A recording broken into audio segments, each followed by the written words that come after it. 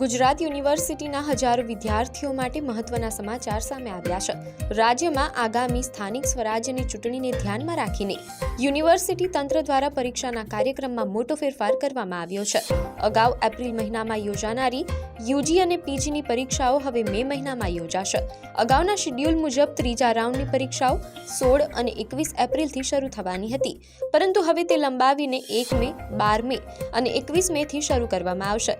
ઉલ્લેખનીય છે કે યુનિવર્સિટી દ્વારા કુલ 5 ફેઝમાં પરીક્ષાનું આયોજન કરવામાં આવ્યું હતું, જેમાંથી 2 ફેઝની પરીક્ષા પૂર્ણ થઈ ચૂકી છે, પરંતુ બાકી રહેલા 3 ફેઝની પરીક્ષાઓ હવે ચૂંટણી બાદ યોજાશે, જેમાં BA, BCom, BSc, લો અને MA સહિતના અનેક વિષયોનો સમાવેશ થાય છે। ચૂંટણીની કામગીરીમાં સ્ટાફ રોકાયેલો હોવાથી અને વ્યવસ્થાના ભાગરૂપે આ નિર્ણય લેવામાં આવ્યો છે, જેને પગલે હવે વિદ્યાર્થીઓને પરીક્ષાની તૈયારી માટે થોડો વધુ સમય મળી રહેશે।